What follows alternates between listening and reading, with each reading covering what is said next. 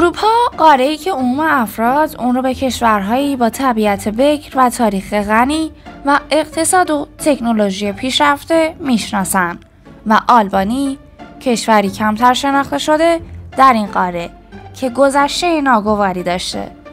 به چه دلیل به این کشور کره شمالی اروپا میگن؟ دلیل انزوا و ارتباط نگرفتن مردم این کشور با کشورهای خارجی چه بوده؟ آیا بعد از دوران کمونیسم مردم این کشور هنوز هم به همون سبک زندگی میکنن؟ قوانین و فرهنگ این کشور چطور؟ که در پایان ویدیو درباره این سوالات گفته میشه.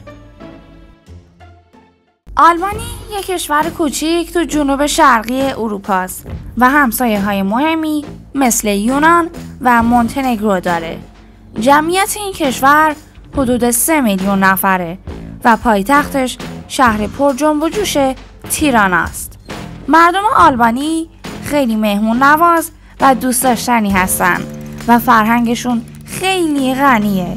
این کشور با تاریخ کهن و فرهنگ غنی خودش میتونه جذابیت‌های زیادی برای گردشگران داشته باشه. اما همین کشور باستانی بعدها توسط یکی از رهبران به چالش‌های بزرگی کشیده میشه. قسمت‌های بعدی این ویدیو راجع به این موضوع هستش.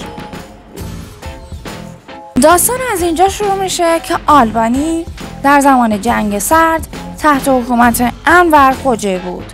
انور خوجه رهبر حزب کارگر آلبانی از سال 1944 تا 1985 به عنوان رهبر این کشور حکومت کرد و آلبانی رو به یک رژیم کمونیستی تبدیل کرد. خوجه سیاست‌هایی رو اعمال کرد که کشور رو به شدت منزوی کرد. اون به شدت از شوروی و چین الهام گرفت و تلاش کرد تا آلبانی رو به یک کشور کاملا مستقل و خودکفا تبدیل کنه که نتیجه اون قطع کامل ارتباط با همسایگان و دنیای غرب بود. انور خوجه معتقد بود که دشمنان داخلی و خارجی در تلاشند تا نظام کمونیستی آلبانی رو سرنگون کنن. به همین دلیل اون سیاست‌هایی رو اعمال کرد که کشور رو از بقیه جهان جدا کرد.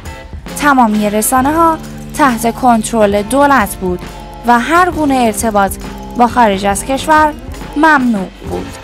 مردم آلبانی به ندرت اجازه خروج از کشور رو داشتند و ارتباط با بستگان در خارج از کشور به شدت محدود بود. هر گونه انتقاد از دولت با مجازات‌های سخت همراه بود و آزادی‌های فردی به شدت محدود شده بود.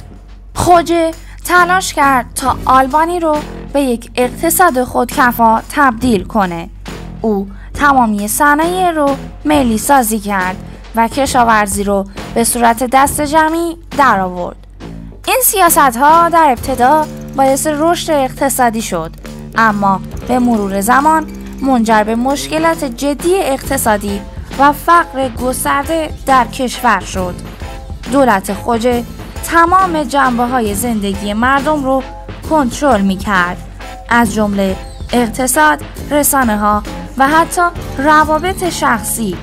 شهروندان از دسترسی به اطلاعات خارجی و ارتباط با دنیای خارج منع شده بودند که این امر باعث احساس انزوای شدید در میان مردم میشد.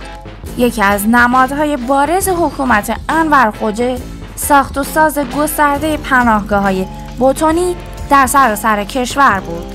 این پناهگاه‌ها که به نام بونکر شناخته می‌شدند، برای حفاظت از حملات احتمالی خارجی ساخته شده بودند.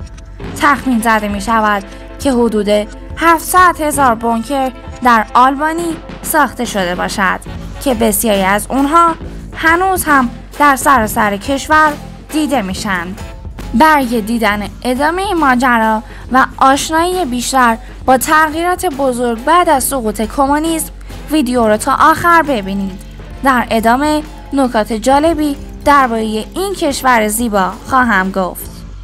پیش از دوران کمونیسم آلبانی با مشکلات اقتصادی و اجتماعی فراوانی دست و پنجه نرم می‌کرد. در اوایل قرن 20 آلبانی کشوری فقیر و عقب مانده بود که تحت سلطه امپراتوری عثمانی و سپس پادشاهی احمدزوگو قرار داشت. پس از اشغال کشور توسط ایتالیا در جنگ جهانی دوم و سپس کنترل کمونیست‌ها، شرایط اقتصادی و اجتماعی کشور به شدت ناپایدار بود.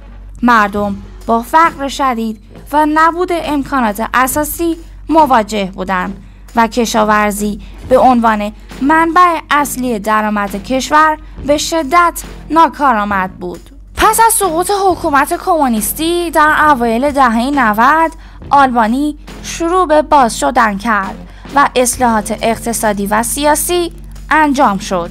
این اصلاحات به آلبانی کمک کرد تا به سمت دموکراسی حرکت کنه و ارتباطات خود را با سایر کشورهای جهان گسترش بده.